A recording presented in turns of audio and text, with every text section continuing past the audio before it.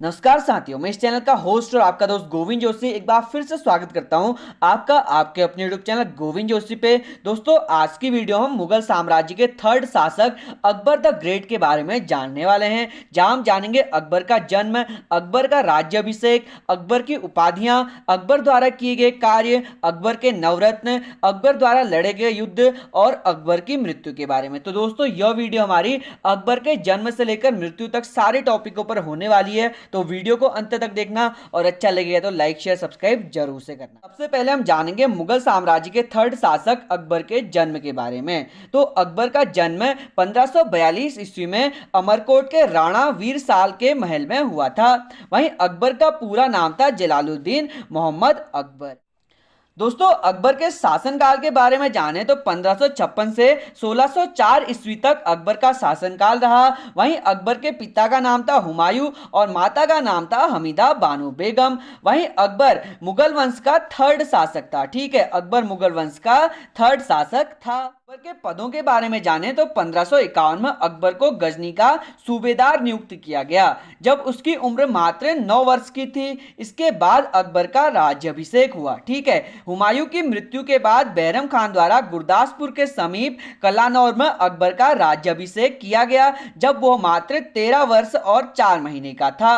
ठीक है दोस्तों, यह थे अकबर के पद और राज्याभिषेक। बात जानते हैं अकबर के वंश के बारे में। तो अकबर दो वंशों से संबंधित था, जहां उसका पितृ पक्ष जो था वो तैमूरी वंश से आता था और मातृ पक्ष जो था वो चंगेज खां के वंश से आता था। जो बाबर था, तो बाबर जो था वो तैमूरी वंश का था, वहीं जो उसकी बाबर की पत्नी थी वो चंगेज खां के वंश से आती थी, जिस कारण अकबर दो वंशों से संबंध रखता था। ठीक है दोस्तों, अकबर की उपाधि के बारे में जाने तो अकबर को अकबर महान नाम से जाना जाता था, यानी कि अकबर द ग्रेट नाम से जाना जाता था, क्योंकि वह मुगल वंश का एकमात्र ऐसा शासक था जो सभी धर्मों के लोगों के साथ समान व्यवहार करता था, जिस कारण उसे अकबर द ग्रेट नाम से जाना जाता था। ठीक है, अकबर द ग्रेट नाम से जाना जाता था। दोस्तों, अब जानते हैं अकबर द्वारा किए गए कार्यों के बारे में। तो अकबर मुगल वंश का सबसे प्रतापी राजा था तथा जिसने अपने कार्यकाल में निम्नलिखित कार्य किए, जिसमें पहला कार्य था जजिया कर समाप्त करना।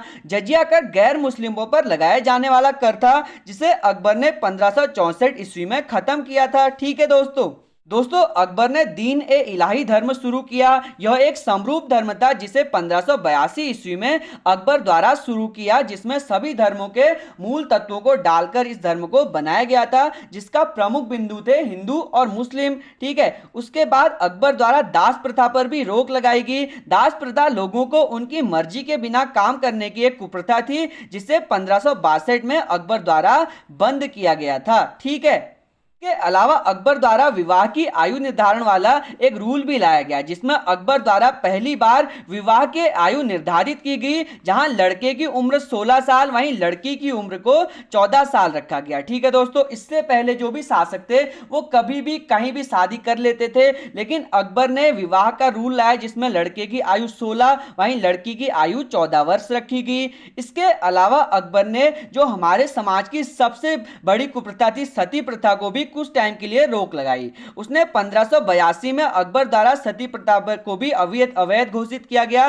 पर फिर से चालू होगी, जो कि मॉडर्न हिस्ट्री में हम पढ़ेंगे कब खत्म हुई। तो कुछ टाइम के लिए 1582 में अकबर ने सती प्रथा पर भी रोक लगाई थी। ठीक है, इसके बाद अकबर द्वारा कुछ निर्माण कार्य भी किए गए, जहां उसने फतेहपुर सीकरी को राजधानी कब बनाया, क्वेश्चन आता है। तो 1571 में अकबर ने आगरा के बाद फतेहपुर सीकरी को भी अपनी राजधानी बनाया था। उसके अलावा इलाही संवत कैलेंडर उसने 1583 में लॉन्च किया था। इसके बाद इबादत खाने का निर्माण किया था उसने 1575 ईस्वी में फतेहपुर सीकरी में इसका निर्माण हुआ था। के अलावा अकबर द्वारा बुलंद दरवाजा भी बनाया गया था, जो कि 1571 ईस्वी में फतेहपुर सीकरी में बनाया गया था, और आगरा का किला भी अकबर द्वारा ही बनाया गया था। सन 1565 में आगरा का किला भी अकबर द्वारा ही बनाया गया था, यानी कि अकबर द्वारा किया गया यह कुछ निर्माण भी था। ठीक है, दोस्तों अब जानते हैं अकबर के परिवार के बारे में। तो अकबर की मुख्य 3 पत्नियां और उनसे 10 बच्चे थे। ठीक है दोस्तों, वहीं उनकी पत्नियों के नाम जाने तो रुकैया बेगम, सलीमा सुल्तान बेगम और मारियम उज जमानी, जो यानी कि जोधाबाई उनकी मुख्य पत्नियां थी। कौन थी? रुकैया बेगम, सलीमा सुल्तान बेगम, मरियम उज जमानी, जो यानी कि जोधाबाई उनकी पत्नी थी। इसके अलावा जो अकबर का उत्तराधिकारी बना वो बना जहांगीर, जिसके बारे में हम कल की वीडियो में जानेंगे। ठीक है दोस्तों अब जानते हैं अकबर के 9 रत्नों के बारे में, जो कि पेपरों में हमेशा से पूछा जाता है। तो हमें 9 रत्नों को याद करने की ट्रिक जाननी है। तो 9 रत्नों को याद करने की ट्रिक है बात बात पर MDS। ठीक है दोस्तों, जहां पर बी से आता है बीरबल, ए से आता है अबुल फजल, टी से आता है तानसेन, बी से आता है भगवान दास, ए से आता है अब्दुल रहीम खाने खाना, इसके अलावा टी से आता है टोंडरमल, एम से आता है मान सिंह, डी से आता है मुल्ला दो प्याजा और एस से आता है हकीम हुक्म। ठीक है, यह थे अकबर के 9 रत्न। ठीक है, 9 रत्न थे यह, जिसमें बीरबल हो गया, अबुल फजल हो गया, तानसेन हो गया, भगवान दास हो गया, अब्दुल रहीम खाने खाना हो गया, टोडरमल हो गया, मान सिंह हो गया, मुल्ला दो प्याजा हो गया और हकीम हुक्म हो गया अकबर के 9 रत्नों में। ठीक है दोस्तों, 9 रत्न थे यह अकबर के, जो कि अकबर के दरबार को चलाया करते थे और इनके कार्य विभिन्न हैं, जो कि हम एक अलग से वीडियो बनाएंगे जिसमें इन सब के कार्यों के बारे में डिटेल में जानेंगे। ठीक है दोस्तों, अब जानते हैं अकबर द्वारा लड़े गए मुख्य युद्धों के बारे में। तो अकबर ने ज्यादा नहीं बल्कि सिर्फ मुख्य 2 युद्ध लड़े थे, जिसमें पहला युद्ध आता है पानीपत का दूसरा युद्ध। तो पानीपत का दूसरा युद्ध 5 नवंबर 1556 में हेमचंद्र विक्रमादित्य हेमू और अकबर की सेना के बीच हुआ, जिसमें अकबर की जीत हुई थी। ठीक है दोस्तों, इसमें अकबर द ग्रेट की जीत हुई थी। ठीक है दोस्तों, यह कहता है पानीपत का द्वितीय युद्ध। अलावा अकबर द्वारा हल्दी घाटी का युद्ध भी लड़ा गया, जो कि 18 जून 1576 में अकबर और राणा प्रताप के बीच हुआ, जिसमें अकबर की जीत हुई। ठीक है दोस्तों, इस युद्ध को भी अकबर जीत गया था, यानी कि अकबर ने 2 युद्ध लड़े, पानीपत का दूसरा युद्ध और हल्दी घाटी का पहला युद्ध, हल्दी घाटी का युद्ध, जिसमें दोनों में अकबर की जीत हुई थी।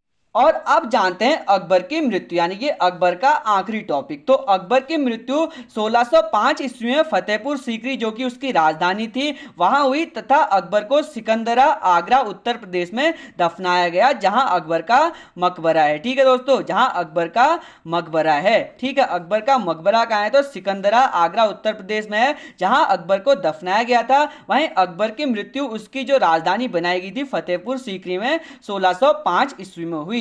तो दोस्तों आज की वीडियो में हमने जाना अकबर के जन्म से लेकर अकबर की मृत्यु तक का सब डिटेल में। आशा करता हूं कि आपको पसंद आया होगा वीडियो, और अगर आप अंतिम टॉपिक तक पहुंच गए तो लाइक शेयर सब्सक्राइब जरूर से करना और अगली वीडियो को देखने के लिए इंतजार करना। मैं मिलता हूं आपसे अगली वीडियो में। बहुत बहुत धन्यवाद।